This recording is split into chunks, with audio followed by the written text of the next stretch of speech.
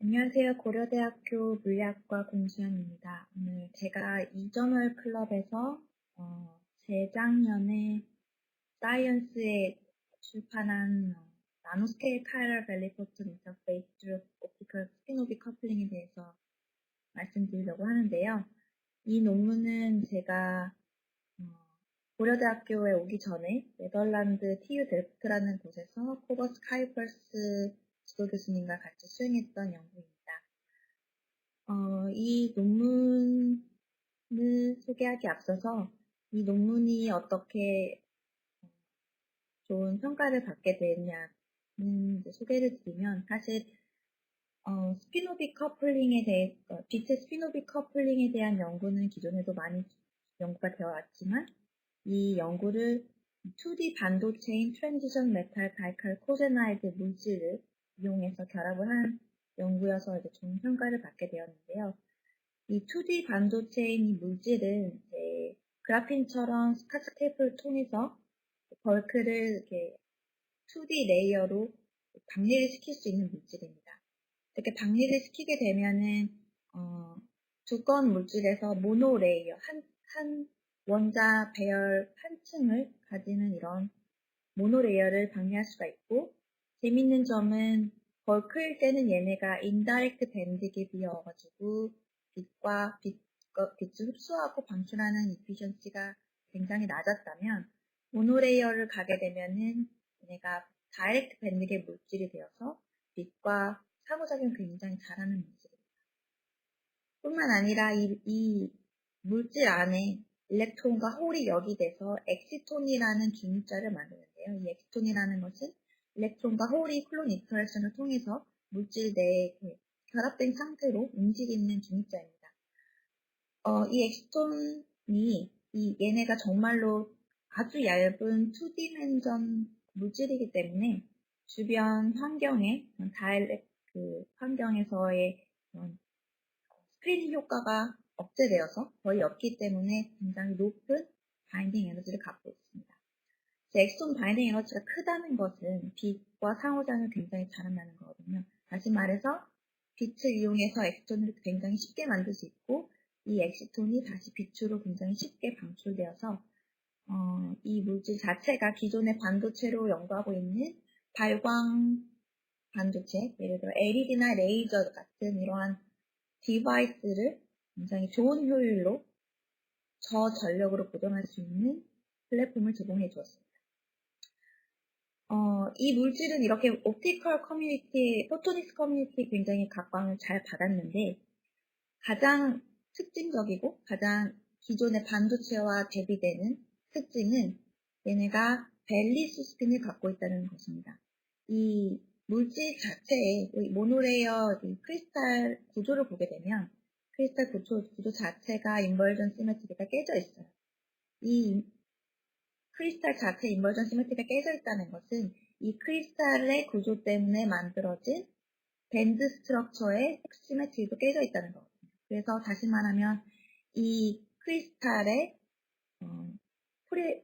변환을 하게 되면 이런 모멘텀 스페이스를 가질 수 있고, 이 모멘텀 스페이스 상에서도 시메트리가 깨져 있는, 다시 말해서 이 헥사고나 분리양존 끝에 얘네가 다이렉트 밴드 갭을 갖고 있거든요. 근데 이 다이렉트 밴드 갭이 서로 다른 K 프라임이라고 부르는 서로 다른 밸리로 우리가 명령을 할 수가 있습니다.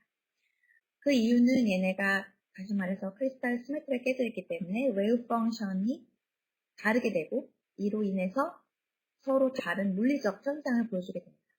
가장 대표적인 예로는 이 물질이 각각 K 프라임 밸리에서 옵티컬 트랜지션을 가지고 있는데, 다이렉트 밴드 갭이어서 이 K 프라임 밸리가 앵귤러 모멘텀 보존 법칙에 의해서 서로 다른 원형 평방된 빛과 반응하게 됩니다. 예를 들어서 K 밸리는 좌평강, K 프라임 밸리는 우평강된 빛과 반응하게 됩니다. 이 빛을 흡수하고 이 빛을 방출하게 됨으로써 우리가 원형 평강된 빛을 이용해서 우리가 원하는 밸리의 특정 엑시톤을 역이시킬 수 있게 됩니다.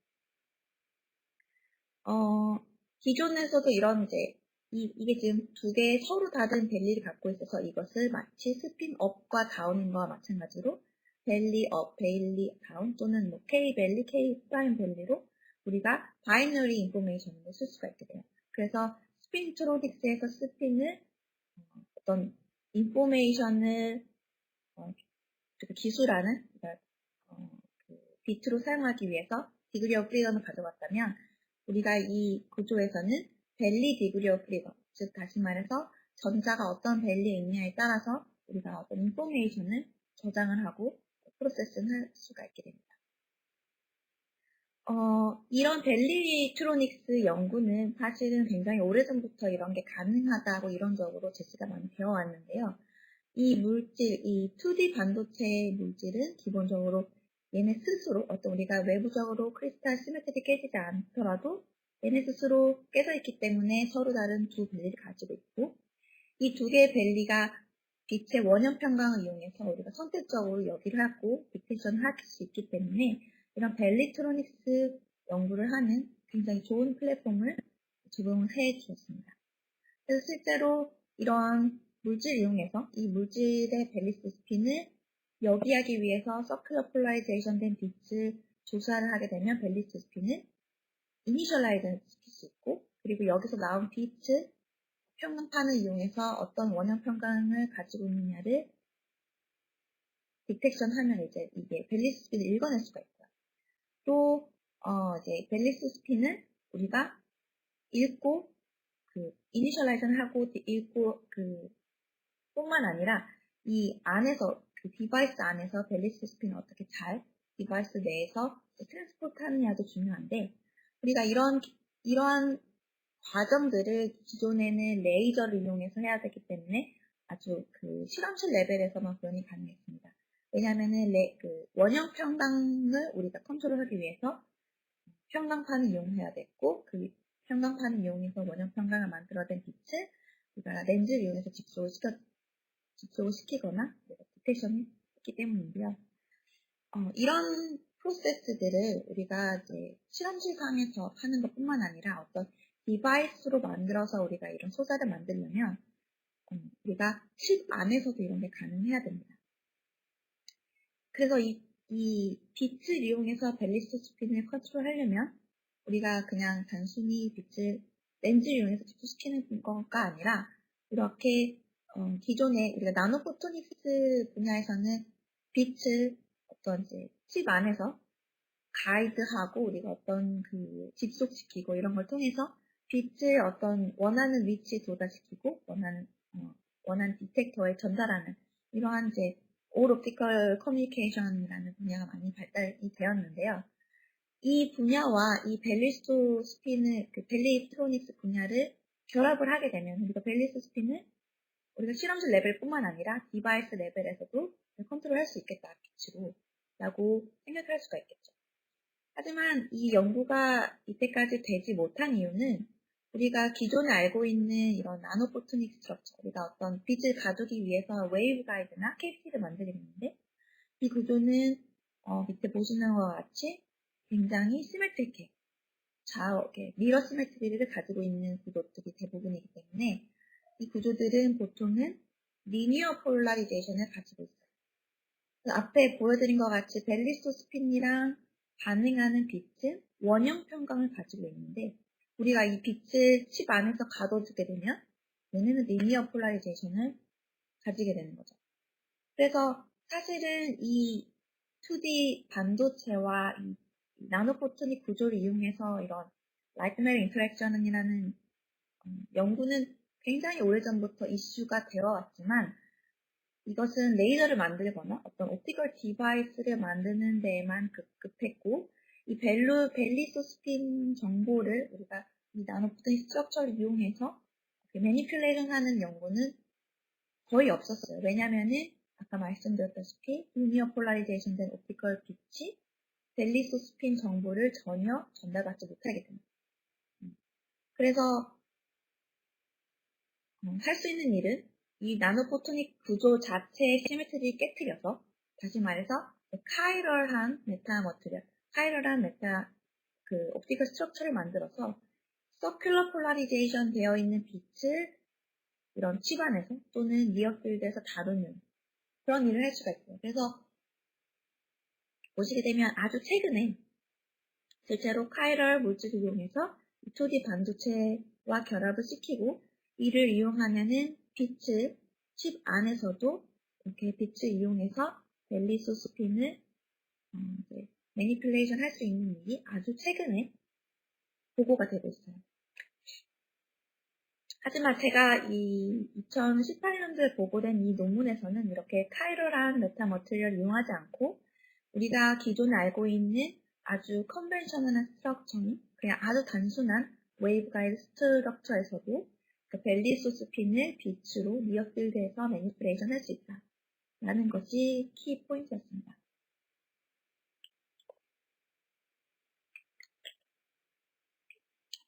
그래서 그 원리를 알기 위해서는 일단은 기본적으로 빛의 스피노비 커플링에 대한 이해가 필요해요. 그래서 그것을 말씀드리기 위해서 빛이 어떤 앵글러 모멘텀을 갖고 있는지를 간단히 소개시켜드리면 일단 빛을 일단 우리가 벨리스 스피는 어떤 앵글러 모멘텀을 갖고 있기 때문에 이 앵글러 모멘텀을 만족시키기 위해서 빛도 앵글러 모멘텀을 가지고 있어요. 빛이 가질 수 있는 앵글러 모멘텀은 크게 스핀 앵글러 모멘텀 또는 오비털 앵글러 모멘텀을 나눌 수 있고 스핀 앵글러 모멘텀은 단순히 우리가 잘 알고 있는 원형 평강되어 있는 빛의 스핀.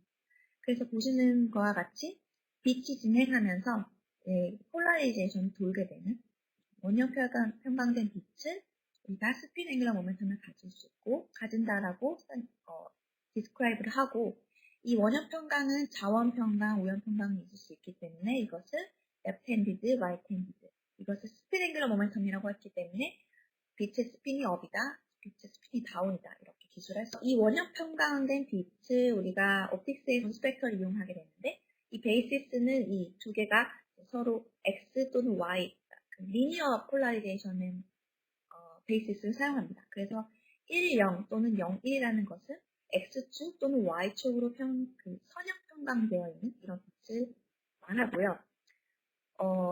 원형 평강이 됐다는 것은 이 X축, Y축으로 오실레이션을 하는 일렉트릭 필드가 존재를 하고 얘네 둘의 앰플리튜드가 같으면서 두 개의 페이스 차이가 90도가 되면은 원형 평강이 되어 있다고 기술을 합니다. 존 스펙터를 보시면은 앰플리튜드는 똑같고요. 이 90도의 페이스 차이는 이렇게 이미지너리 텀이 오게 되면서 얘네가 페이스가 플러스 마이너스 90도에 따라서 좌평강 또는 우평강으로 이렇게 나눠져요. 여기까지가 우리가 스핀 앵글러 모멘텀이고요. 오비털 앵글러 모멘텀 같은 경우에는 더 이상 이제 평강은 돌지 않고 평강은 그냥 리니어한 상태에서 웨이브 프런트가 어떤 특정 포인트를 픽스했을 때 웨이브 프런트가 변화하는 이런 것을 오비털 앵글러 모멘텀이라고 합니다. 가장 대표적인 예로는 빛이 진행하면서 오비털 앵글러 모멘텀이 원형평 오비털 앵글러 모멘텀이 돌게 되는 라게르 가우시안 빔을 예로 들 수가 있는데요.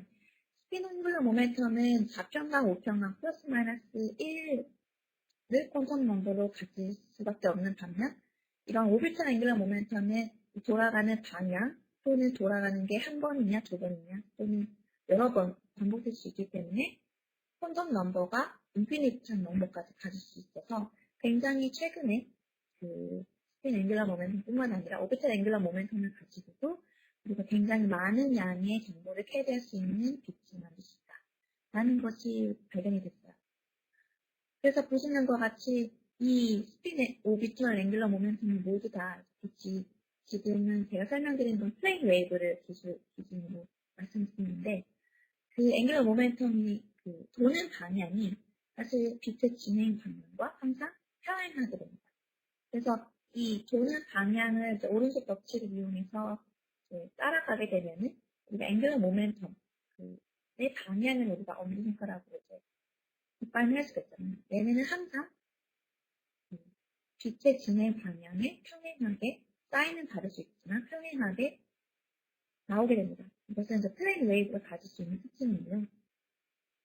플레인 웨이브가 아니라 우리가 빛을 렌즈를 이용하거나 아니면 나노포토닉 구조를 이용해서 집속을 시켜주게 되면 이제는 더 이상 우리가 어떤 빛이 스핀 앵글러 모멘텀을 가지고 있다, 오비털 앵글러 모멘텀을 가지고 있다. 얘네 둘을 따로 설명을 할 수가 없게 되는 스핀 오비 커플링을 가지게 됩니다.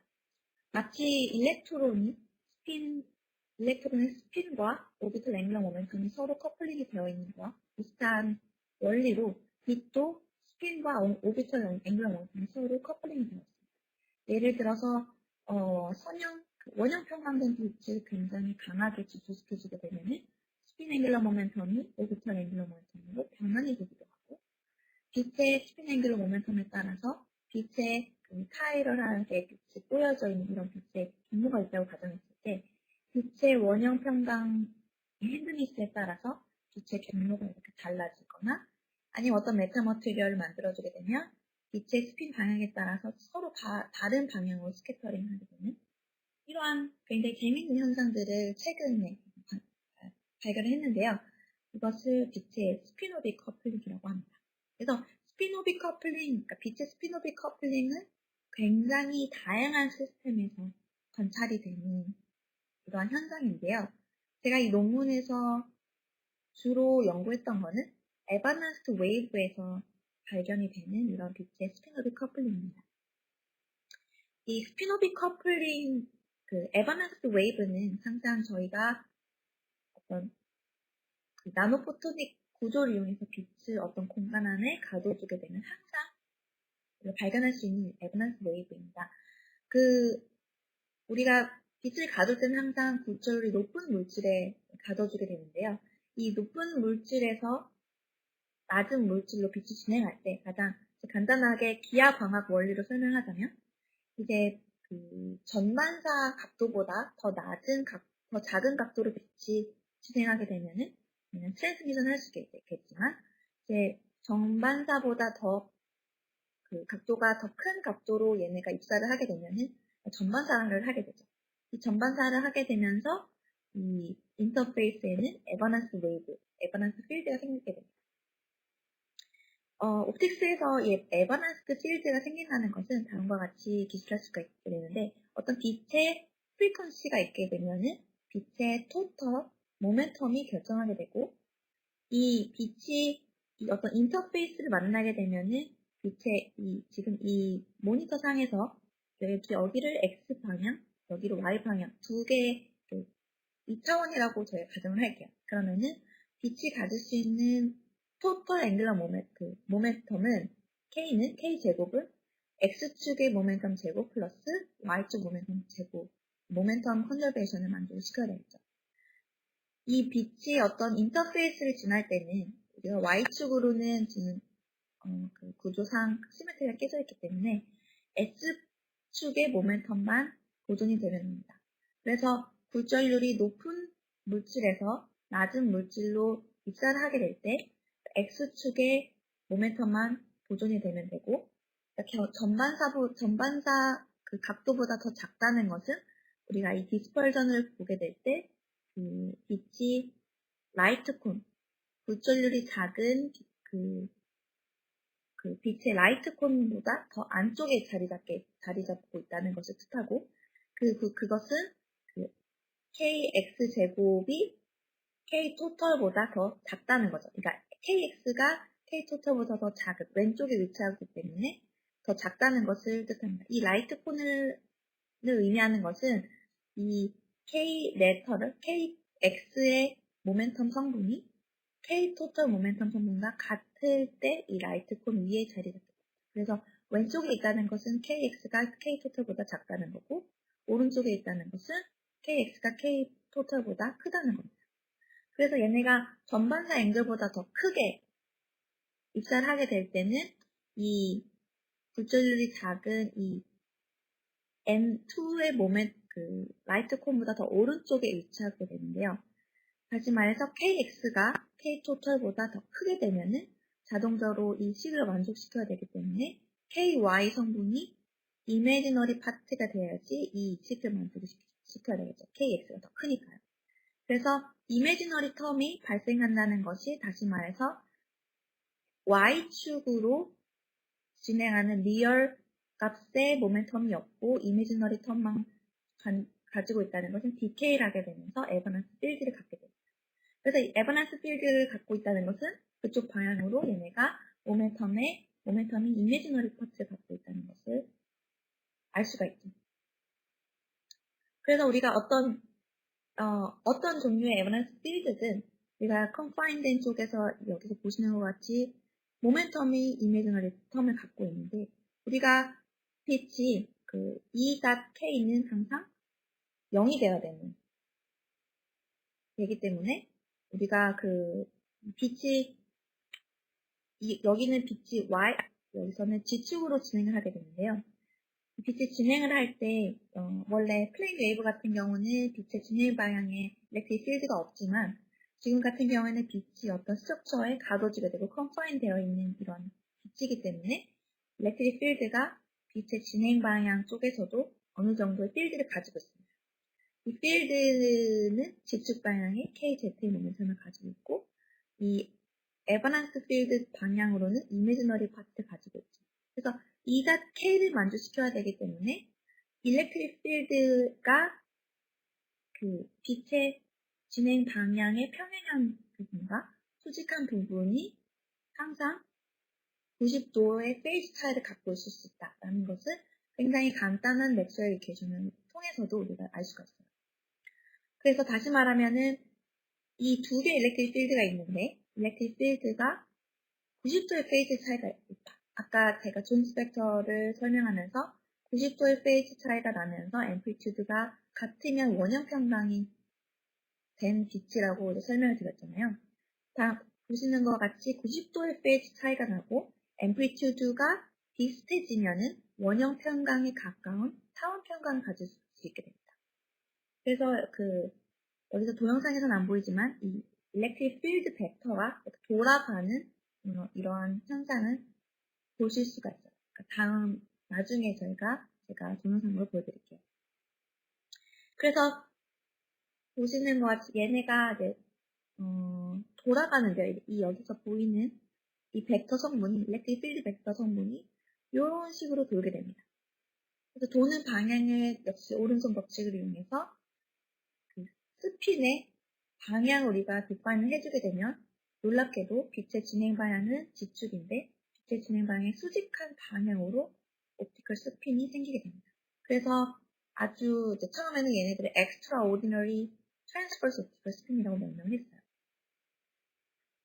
이런 transverse optical spin은 제가 설명드린 이런 에바넌스 웨이브에서만 생기는 것이 아니라 어떤 스트럭처든 우리가 필드를 그러니까 컨파인을 시켜주게 되면은 발견할 수가 있게 됩니다. 예를 들어서 여기서 보시는 것은 포토닉 크리스탈 웨이브 가이드 안에 빛이 컨파인돼서 진행하는 빛의 일렉트릭 필드와 이런 스핀의 성분을 말해주고 있는데요. 굉장히 일렉트릭 필드가 복잡하게 얽혀있고 페이지도 공간에 따라서 다 다르기 때문에 공간에 따라서 어떤 쪽은 리니어 폴라이제이션 되어 있고 어느 쪽은 타워 평면이 되어 있고 어떤 쪽은 원형 평면이 되어 있어요. 그래서 우리가 굉장히 어떤 특정한 부분을 잘 찾으면 원형 평강되어 있는 이런 포인트를 찾을 수 있어요. 이 원형 평강된 이 부분의 또 스핀의 방향을 우리가 다시 살펴보면은 빛의 진행 방향에 수직하게 스핀이 정렬되어 있는 것을 볼 수 있습니다. 이것을 역시 트랜스퍼스 옵티컬 스핀이라고 볼 수 있고요.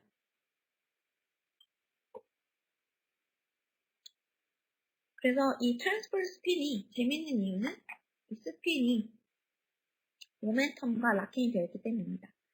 우리가 이제 이거는 스핀의 타임 리버설 시메트리 때문에 그런데요.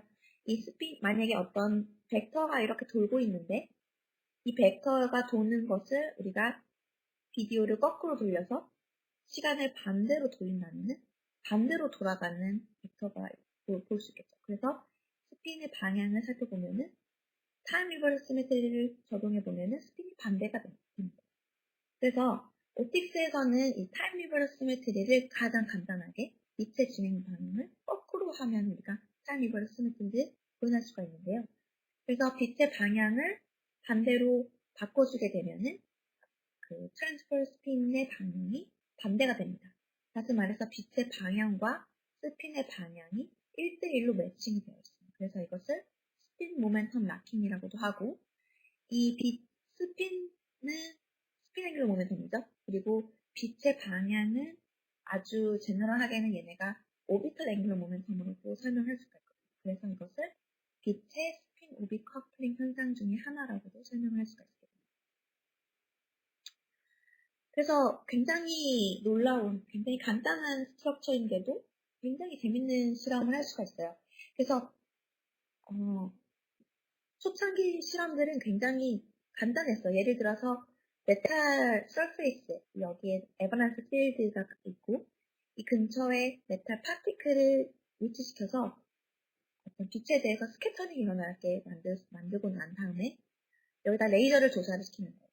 그러면은 만약에 리니어 폴라리제이션 된 빛이 조사를 하게 되면 이제 랜덤하게 왼쪽, 오른쪽 다 스캐터링 되겠죠. 근데 만약에 서큘러 폴라리제이션 된 빛을 조사를 하게 되면 빛이 한쪽 방향으로 스캐터링 됩니다. 왜냐면 빛이 스핀오비 커플링 갖고 있어서 스핀이랑 디렉션이랑 락킹이 되기 때문이죠. 그래서 이 메탈 표면뿐만 아니라 웨이브 가이드 스트럭처에서도 빛의 폴라리제이션, 원형 평강을 조절하게 되면 우리가 빛의 방향을 굉장히 손쉽게 컨트롤할 수 있다라는 것이 이제 실험적으로 발견이 돼서 좋은 논문들이 굉장히 간단한 실험으로 나오게 됐습니다. 초창기에는. 이런 실험들은 사실은 어떤 에미터가 있는 것도 아니었고 빛의 단순히 스캐터링을 측정해서 했던 논문이었고, 그러면은 그냥 스캐터가 아니라 빛을 내는 정말로 리얼 에미터가 있게 되면 어떻게 될 것이냐. 빛이 어떤 물질과 인터랙션을 할 때 아까 말씀드렸다시피 항상 얘는 앵글러 모멘텀을 보존하게 돼요.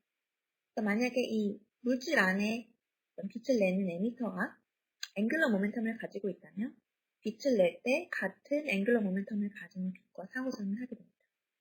예를 들어서 퀀텀 에미터가 스핀 업, 스핀 다운인 일렉트론을 가지고 있을 때 빛을 내게 되면은 마찬가지로 빛도 스핀 업, 스핀 다운.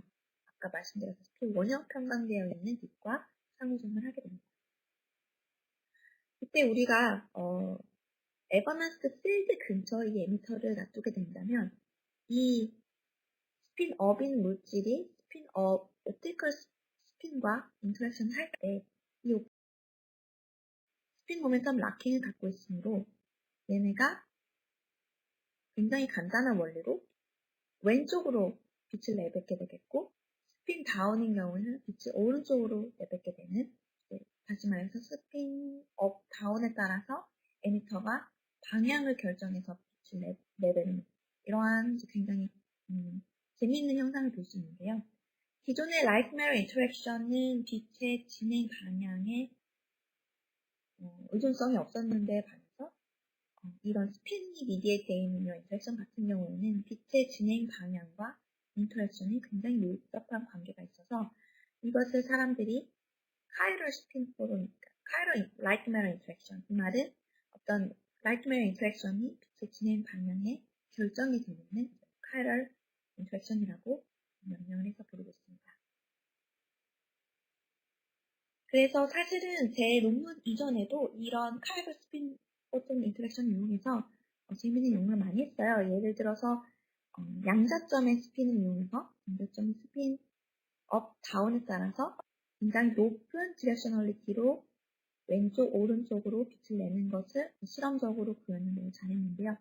놀라운 점은 얘네가 디렉셔널리티가 95%에 다다른다는 겁니다. 그러니까 이게 이론적으로는 높을 수 있지만 실험적으로 우리가 만드는 웨이브 가이드 스트럭처 같은 경우에는 디펙트가 많을 수 있는데, 이런 실험적인 디펙트나 실험적인 오류에도 불구하고 디렉셔널리티가 높은 값을 가질 수 있다는 것이 스피노빅 락킹의 굉장히 중요한 이점이고요.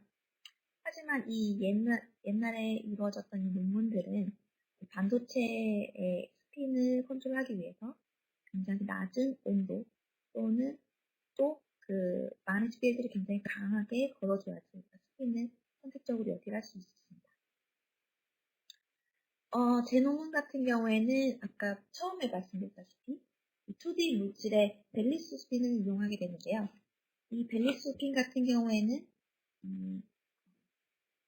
원형 평강되어 있는 이런 앵귤러 모멘텀을 가지고 있다는 면에서는 똑같지만 자기장을 걸지 않아도 얘네가 벨리 스핀 업, 다운을 각각 독립적으로 가지고 있고 얘네가 사실 반도체 스핀과 똑같이 에너지적으로는 같은 에너지를 가지고 있어요. 그럼에도 불구하고 원형 평강을 이용하게 되면 우리가 선택적으로 여기를 하고 디프레션을 할 수 있기 때문에 마그네틱 필드 없이도 벨리 스핀을 연구할 수 있다는 것이 굉장히 큰 특징입니다. 뿐만 아니라 이제 얘네가 모멘텀 스페이스 양 끝단에 존재하고 있는 인포메이션이기 때문에 스핀 같은 경우에는 굉장히 플립이 잘 되어서 굉장히 극저온에서만 실험이 가능한 반면 이 벨리스 스핀은 벨리 플립이 굉장히 스핀에 비해서는 굉장히 덜 일어나기 때문에 제 실험 같은 경우에서는 상온에서도 구현할 수 있을 만큼 굉장히 안정적인 플랫폼을 제공했습니다. 그래서 벨리스 스핀을 일단 여기를 해야 되기 때문에 일단 이 논문에서는 여기를 위해서 그냥 그 물질 안에 벨리스 스핀을 여기하기 위해서 서큘러 폴라리제이션 되어 있는 레이저를 이용해서 일단은 프리퀀시가 다른 더 높은 에너지를 가지는 빛을 이용해서 벨리스 스핀을 물질 안에 여기를 시켜줬게 됐고요. 여기에 여기된 벨리스 스핀을 갖는 엑시톤이 어떤 라이프타임이 지난 다음에 빛을 내뱉을 텐데 이 빛을 내뱉으면서 옵티컬 스핀과 상호작용을 하겠죠. 옵티컬 스핀이 상호작용을 하면서 빛을 낼 때 이 옵티컬 스핀이 스핀 모멘텀 락킹을 갖고 있는 스트럭처라면 이 빛이 한쪽 방향으로 내뱉는 이러한 이제 벨리 트랜스포스 옵티컬 스핀 커플 시스템을 구현하자라고 하는 게 제 논문의 가장 큰 아이디어였습니다. 그래서 이것을 실험적으로 구현하기 위해서 사실은 이론적으로는 굉장히 명확했지만 실험적으로 구현하기 위해서 이 벨리 폴라리제이션을 실제로 상온에서도 잘 유지를 해야 돼요. 근데 대부분의 물질은 우리가 아무리 셀렉션, 그러니까 원형 평강을 이용해서 한쪽 벨리의 벨리스 스핀을 여기를 하더라도 이 엑시톤들이 호논이나 다른 엑시톤 인터랙션으로 다른 벨리로 얘네가 호핑이 될 수가 있어요. 그렇게 되면은 이제 더 이상 우리가 벨리스 스핀을 선택적으로 여기를 할 수 없는 리즘인데 다행히도 이 텅스텐 다이설파이드라는 물질은 굉장히 상온에서도 높은 벨리 폴라리제이션을 가지고 있습니다. 다시 말해서 한쪽 원형 평강을 이용해서 한쪽 벨리스 스핀을 여기를 시켜주게 되면은 다른 쪽 벨리에서 나오는 빛이 약간은 더 적어요. 그러니까 모노레이어 경우에는 여기 같은 경우는 룸 템퍼처이기 때문에 모노레이어 경우에는 약 10% 정도로 벨리 폴라리제이션이 낮은 반면 우리가 그 멀티레이어를 가져가게 되면은 얘네가 인다이렉트 밴드 갭이 되거든요. 인다이렉트 밴드 갭이 돼서 더 낮은 에너지에서 나오게 돼서 엑시톤의 그 인텐시티는 줄어들게 되지만 그럼에도 불구하고 엑스톤 트랜지션은 저희가 여전히 관찰할 수가 있게 되고 놀라운 점은 멀티레이어로 가면서 벨리 폴라리제이션이 더 좋아진다는 거예요. 그러면은 우리가 선택적으로 여기 한 그 폴라리제이션을 간직한 엑스톤이 훨씬 더 많이 나오게 거의 70%의 벨리 폴라리제이션을 가지고 유지를 하면서 벨리 엑스톤 트랜지션이 일어나게 되는데요. 기존에는 우리가 멀티 레이어를 가지고 특히 이븐 넘버를 가지는 레이어를 가지고 있게 되면 이제 우리가 더 이상 벨리스 스핀을 기술할 수가 없게 된다라고 알려져 있어요. 왜냐면은 벨리스 스핀을 가질 수 있는 가장 기본적인 원리가 크리스탈 시메트리 때문이었는데 녹음되어 있는 크리스탈 시메트리 때문인데 얘네가 두 개의 레이어가 있게 되면은 그 시메트리가 복구가 되거든요. 그러면은 벨리스 스핀이 없어야 정상인데 이 텅스텐 다이설파이드 같은 경우에는 스피노비 커플링이 굉장히 큰 물질이에요. 그래서 모든 자세히 설명드리기는 어렵지만 여러분은 우리가 예를 들어 모노 레이어 위에 바이 레이어가 두 번째 레이어가 올라갈 때 이 크리스탈이 60도로 돌아가 있는 이런 형태로 올라가게 되는데 그 말은 모멘텀 스페이스에서도 돌아간 모멘텀 스페이스가 위로 올라가게 돼요. 그래서 K 밸리 위에는 K 프라임 밸리 서로 다른 밸리가 위에 오게 돼요. 그래서 엑시톤이 다른 밸리, 다른 레이어로 위에 다른 레이어이기 때문에 다른 레이어로 자유롭게 왔다 갔다 하기 위해서는 얘네가 밸리를 바꿔야 되는데 밸리를 바꾸려면 얘네가 스핀도 바꿔야 돼요. 아까 제가 스핀 호비 커플 얘기를 못 드렸는데 각각의 밸리에 얘네가 각각의 스핀이 커플링이 되었어요. 그래서 밸리를 바꾸려면 스핀도 바꿔야 되고 그렇기 때문에 얘네가 그 레이어 상을 왔다 갔다 하지 못하는 상황이 돼요. 텅뜬 달설거예요. 그래서 멀티 레이어임에도 불구하고 얘네가 마치 자기가 하나의 레이어에 아이솔레이션 되어 있는 것처럼 밸리폴라이션을 가질 수 있고 얘네가 어떤 이유에서인지 밸리폴라이션이 오히려 좋아지는 그런 특성을 가지고 있습니다. 그래서 사실은 밸리트로딕스 연구를 함에 있어서는 효율은 좀 낮을 수 있겠지만 이 멀티 레이어의 텅센 알설파이드를 이용하면은 그 상온에서도 굉장히 좋은 연구를 할 수 있게 됩니다. 그래서 이 물질의 카이럴 밸리포트 인터랙션을 연구를 하려면 아까 보여드린 것 같이 에버넌스 필드를 가질 수 있는 어떤 스트럭처를 만들어야 돼요. 에버넌스 필드는 어떤 물질이든 괜찮은데 저는 이 연구에서는 실버 나노 와이어를 이용했어요. 사실 많은 종류의 웨이브 가이드가 있을 수 있겠지만 실버 나노 와이어 같은 경우에는 플라즈모닉 웨이브 가이드를 가지고 있고 얘를 글라스 서브스트레이트 위에 올려주게 되면은 플라즈모닉 모드가 서브스트레이트 근처에 굉장히 강하게 집속이 돼요. 이 인터페이스에 우리가 2D 반도체 텅센 다이설파이드를 위치시킬 거기 때문에 일렉트릭 필드와 액션 웨이브 펑션이 되는 오버랩이 잘 되는 굉장히 이피전트한 디바이스를 만들 수 있게 됩니다.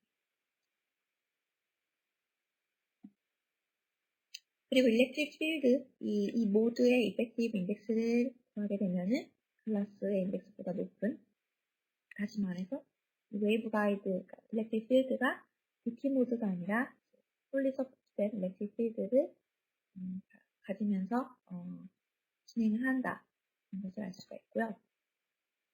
그럼 이렇게 진행하는 일렉트릭 필드가 어떤 옵티컬 스핀을 가지는지를 알아보기 위해서 제가 이제 일렉트릭 필드를 FTD 시뮬레이션 통해서 계산을 했어요. 그래서 지금은 이제 PDF 파일이어가지고 안 보이지만 제가 이제 동영상을 보여드리면 중간에 이제 웨이브 가이드가 있고 웨이브 가이드 위아래로 일렉트릭 필드가 지금 벡터 성분인데 벡터가 돌아가는 것을 볼 수가 있는데 지금 벡터는 있는데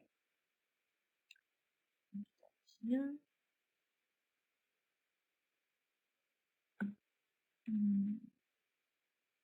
네, 여기 보시는 것처럼 일렉트릭 필드가 실제로 도는 것을 눈으로 확인할 수 있게 돼요. 그래서 위쪽을 보시면은 시계 방향으로 돌고 있고요. 아래쪽을 보시면은 시계 반대 방향으로 돌고 있어요. 이 이유는 이 실버 나노 와이어가 미러 시메트를 갖고 있어요. 위쪽과 아래쪽이 미러 시메트를 갖고 있어서 우리가 스핀이 도는 것을 우리가 미러 이미지를 보게 되면은 스핀이 또 반대 방향으로 돌잖아요. 그래서 미러 시메트리 때문에 위쪽과 아래쪽의 스핀이 반대 행동인식을 가지고 있습니다.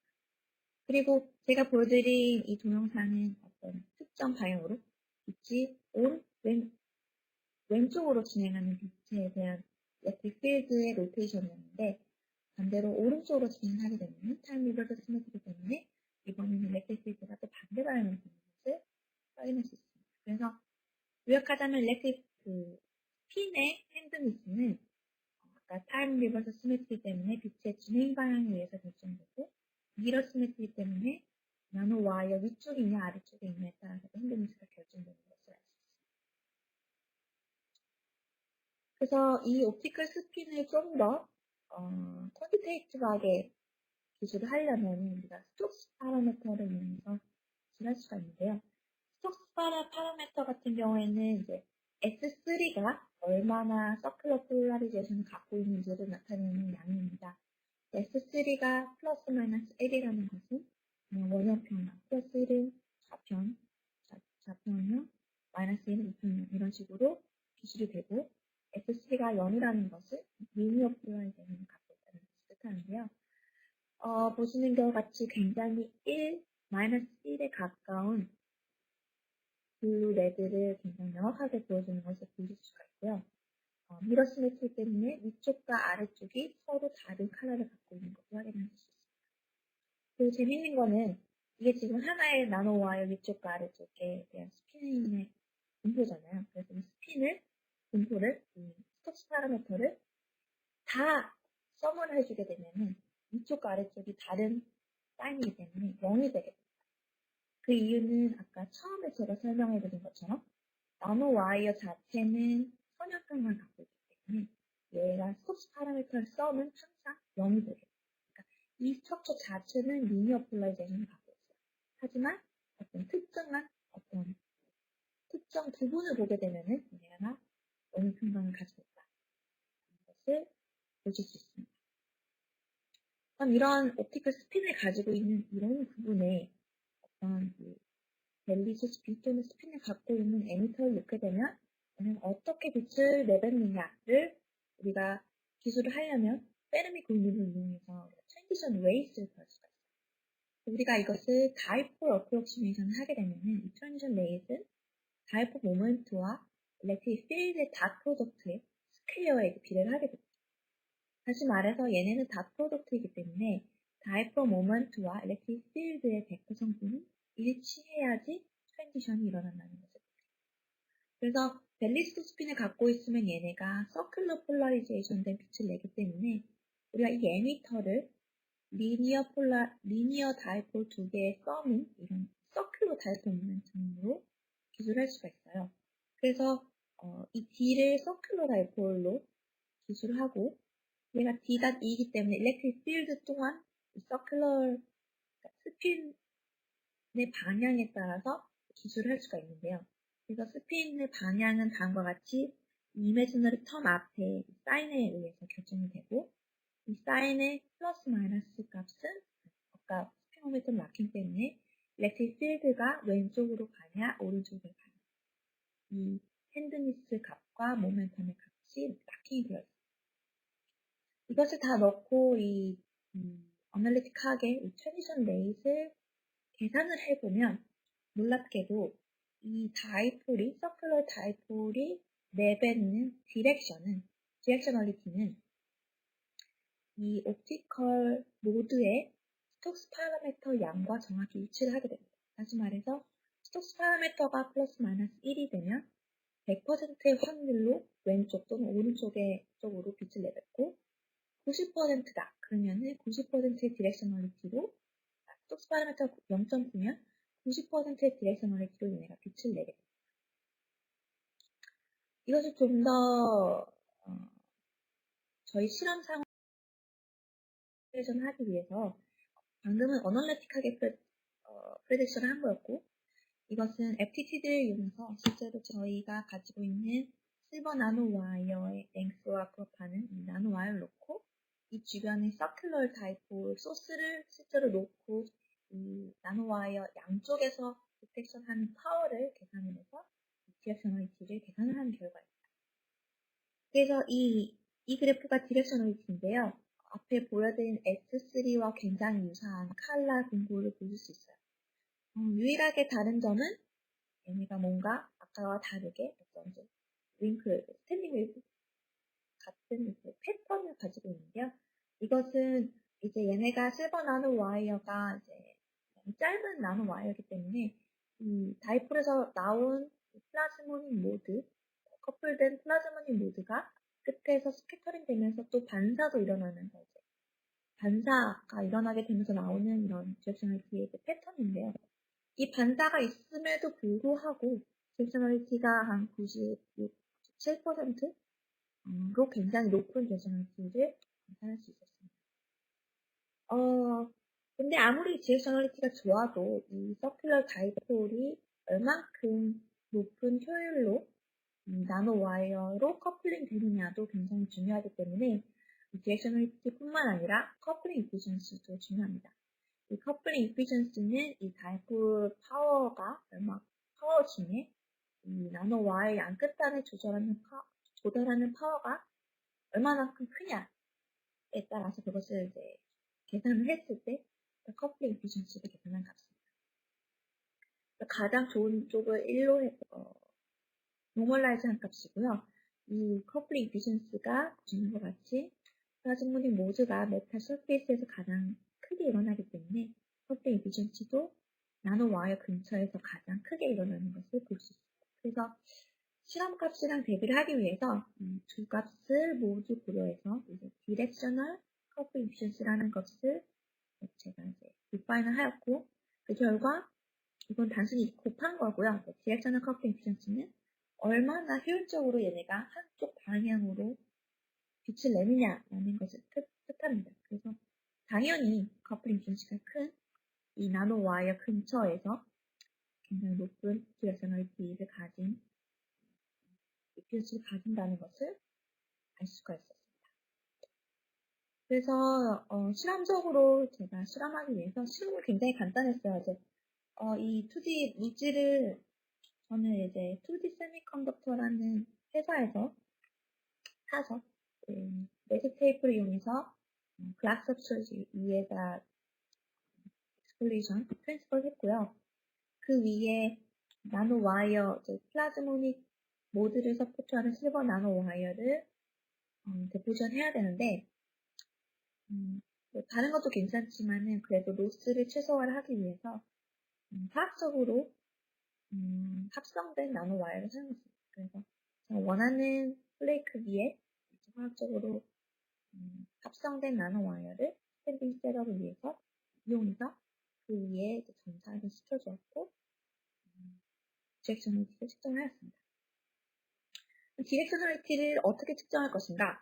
사실은 굉장히 간단했는데요. 사실 실버 나노와이어가 굉장히 긴 게 아니고 짧았기 때문에 우리가 레이저를 이용해서 중간쯤에 엑시톤을 열기를 시켜주게 되고요. 그러면 엑시톤이 발광을 하게 되는데 보시는 것과 같이 그냥 바로 저희 디텍터로 발광하는 애들도 굉장히 많고요. 그리고 그 중에 일부는 플라즈모닉 웨이브 가이드, 실버 나노 와이어로 발광하게 됩니다. 그러면 얘네가 이 실버 나노 와이어를 타고 따라가다가 이 양 끝단에서 스캐터링이 되게 되고 스캐터링 된 빛이 저희 디텍터에 도달할 수 있기 때문에 이 발광 이미지에서 보시는 것처럼 나노 와이어 끝에 굉장히 밝은 스팟을 보실 수가 있어요. 그래서 이게 스캐터링 되는 비율은 그 끝에서 스캐터링 이피션시는 똑같다라고 가정하면 이 밝기를 우리가 측정하게 되면은 이 엑시톤이 왼쪽으로 더 빛을 많이 냈는지 오른쪽으로 더 빛을 많이 냈는지를 알 수 있게 됩니다. 아까 그 시뮬레이션에서 보신 것과 같이 핸드니스, 옵티컬 스피드 핸드니스는 빛의 진행 방향뿐만 아니라 나노 와이어 위쪽이냐 아래쪽이냐에 따라서도 달라지기 때문에 제가 이 레이저 스팟을 나노 와이어 위쪽에서부터 아래쪽까지 쭉 수입을 하면서 측정해주게 되었습니다. 예를 들어서 이렇게 좌평광 되어 있는 이런 레이저를 이용해서 나노 와이어 위쪽으로 빨간 선이 상관이고요. 그래서 위쪽으로 익사이테이션을 하게 되면 엑시톤이 발광을 할 때 보시는 것처럼 좀 더 왼쪽으로 발광하는 것을 보실 수 있고요. 지금 여기 보시는 그래프는 그 이미지는 제가 CCD를 이용해서 측정한 로우 데이터입니다. 어떤 가공을 하지 않은 로우 데이터인데 눈으로도 육안으로도 굉장히 명확하게 왼쪽으로 빛이 더 많이 나오는 것을 볼 수 있고요. 이 레이저를 나노 와이어 중간에다 갖다 두게 되면은 이 경우에는 위쪽 아래쪽 스핀을 다 보기 때문에 왼쪽 오른쪽으로 가는 확률이 똑같고요. 아래쪽으로 위치시켜주게 되면 대부분의 빛은 오른쪽으로 더 많이 나오는 것을 볼 수 있습니다. 레이저의 평강 방향을 반대 방으로 바꿔서 벨리스 스핀을 플립 시켜주게 되면은 여기서 보신 왼쪽, 오른쪽으로 더 강하게 발광하는 이런 비헤이비어가 정확하게 반대로 바뀌는 것을 확인할 수가 있어요. 좀 더 정확한 이제 분석을 위해서 지금 이제 레이저 스팟에서 나오는 이 필드의 테일이 굉장히 커요. 그래서 이 필드의 테일을 이렇게 인텐시티 테일을 빼고 이 픽 인텐시티만 끄집어내서 왼쪽과 오른쪽으로 나오는 인텐시티를 이렇게 디렉셔널리티로 환산을 한 값을 레이저의 포지션에 따라서 플러스하는 방법.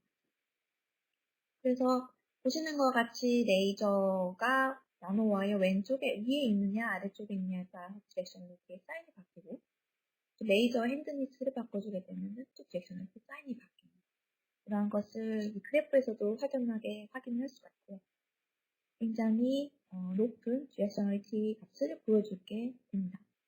하지만 제가 논문 시뮬레이션에서는 93%, 94%까지 굉장히 높은 디렉셔널리티를 가질 수 있다라고 말씀드렸는데 실험적으로는 사실 40%도 안 되는 값이었거든요. 그 이유는 사실 실험적인 한계 때문이었어요. 사실 이 논문의 가장 핵심이 그 상온에서도 이러한 벨리스틴을 컨트롤할 수 있다였지만 상온에서도 여전히 100%로 완벽한 폴라리제이션이 아니라 70%의 폴라리제이션을 가지고 있었을 뿐만 아니라 이 옵티컬 스핀이 나노와이어 위치에 굉장히 민감하게 반응하는데 나노와이어의 두께는 약 3, 400 나노미터인데 반해서 저의 레이저 스팟은 빛의 디프렉션 리밋 때문에 더 컸습니다. 500 나노미터이기 때문에 이 나노와이어 주변의 옵티컬 스핀 분포보다 저희가 보는 이 스팟이 더 컸기 때문에 옵티컬 스핀 분포가 뭉개지는 그런 것처럼 나오게 됩니다. 그래서 이런 것을 피팅을 하기 위해서 실제로 저희가 가지고 있는 레이저의 포인트 스프레드 펑션을 유출해서 저희가 실험적으로 유추한 값을 포인트 스프레드 펑션을 이용해서 컨볼루션을 시켜주게 되면은 다음과 같이 그레이 라인이 저희가 피팅을 한 값인데요. 굉장히 잘 맞는 것을 볼 수 있습니다. 그래서 이 피팅 결과가 나타내는 바는 이 피팅을 저희가 이제 밸리 폴라리제이션과 엑사이테이션 스팟, 그 포인트 스프레드 펑션을 모두 고려하기 때문에 이게 잘 맞다는 것은 우리가 한쪽 밸리에서 나가는 빛만 고려했을 때 한쪽으로 에미션하는 이 커플링 이피션시가 디렉셔널 커플링 이피션시가 90도에 가깝다, 최소 90도에 가깝다라는 것을 증명을 한 것 같다고 볼 수 있습니다. 근데 사실은 제가 처음에 스피노비 커플링을 실험적으로 처음에는 이런 걸 실험했다라는 걸 보여드릴 때 어떤 걸 보여드렸냐면은 에미터가 없이도 어떤 디펙트, 어떤 스캐터만 있어도 레이저가 한쪽 방향으로 진행한다는 것을 실험적으로 보인 그런 논문들을 소개시켜드렸는데요. 그러니까 제가 원했던 거는 이 벨리스 스핀을 가지고 있는 엑스톤이 한쪽 방향으로 빛을 내는 것을 원했는데 만약에 우리가 어떤 나노와이어 근처에 디펙트가 있어서 얘네가 마치 하나의 달보 스캐터로 역할을 하게 되고 여기에 우리가 서큘러 폴라리제이션된 빛이 레이저가 조사를 하게 되면은 양쪽으로 가는 게 스캐터링이 되는 게 아니라 사실은 저희가 원했던 거는 레이저는 나노 와이어에 커플링이 안 되는 것을 원했어요. 그래서 제 논문 서플리멘터리에 보면은 그것을 명확하게 보여주는 실험 결과가 있긴 한데요. 그러니까 레이저는 나노 와이어 커플링이 안 되는 실험 결과가 있긴 하지만 그럼에도 불구하고 빅백에서 혹시나 레이저가 스캐터링이 돼서 한쪽으로만 스캐터링이 된다면 모두 커플링이 되면 한쪽 방향으로만 엑시톤을 익사이테이션 시키게 되고 이 엑시톤이 양쪽으로 빛을 다 낸다고 하더라도 플라즈몬이 모두의 로스 때문에 마치 한쪽에서 빛이 더 많이 나오는 것처럼 이러한 실험적 오류를 줄 수 있기 때문에 이러한 오리진을 잘 밝히는 것 또한 되게 중요했어요. 근데 다행히도 제가 모노레이어 밸리폴라이제이션을 높게 가져가기 위해서 모노레이어가 아니라 멀티레이어를 이용해서 실험을 했기 때문에 엑시톤 트랜지션뿐만 아니라 인다이렉트 트랜지션도 관찰이 가능하거든요.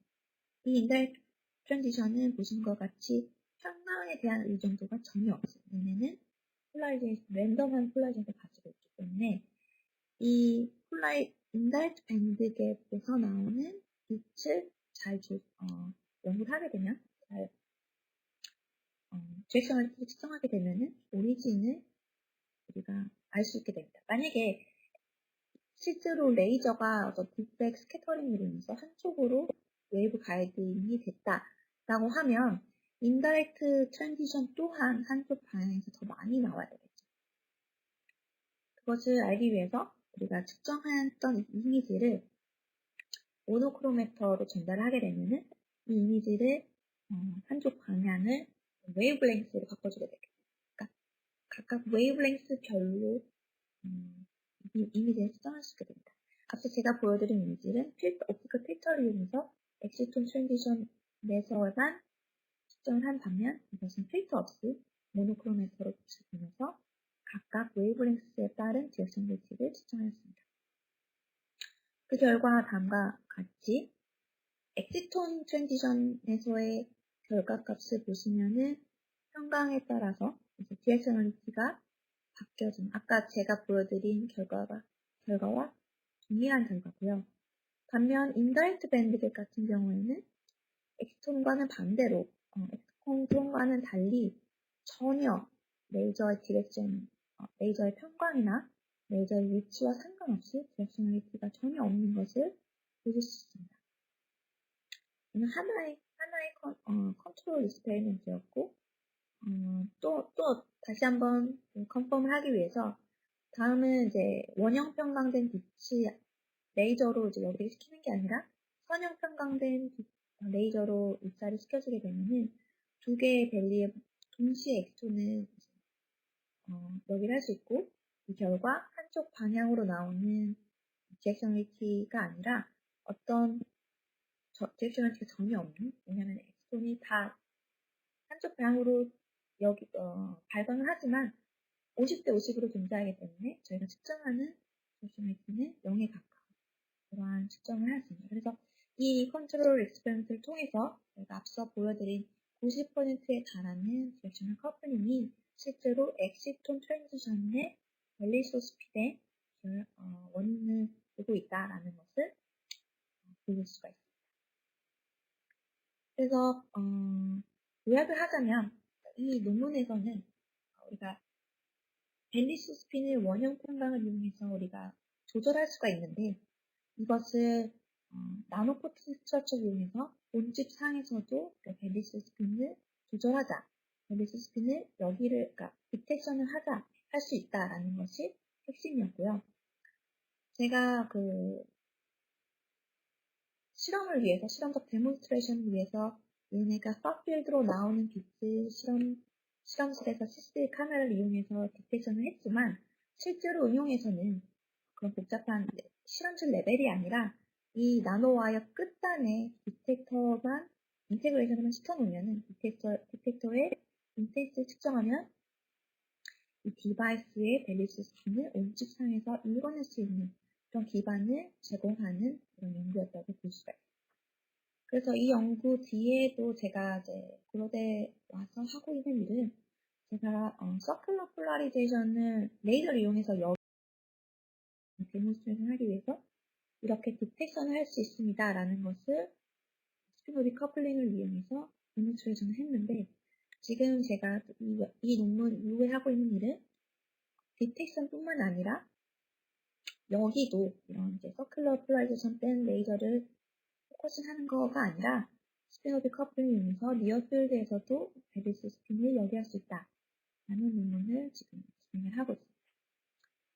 그래서 처음에 말씀드렸다시피 이 연구는 제가 네덜란드 있을 때 했던 연구이기 때문에 같이 도와주신 저희 지도교수님 코버스 카이퍼스와 에릭 가텍 실버 나노 와이어를 공급해준 에릭 가텍에게 감사하다는 말을 전하며 오늘 이 저널 클럽을 마치겠습니다. 감사합니다.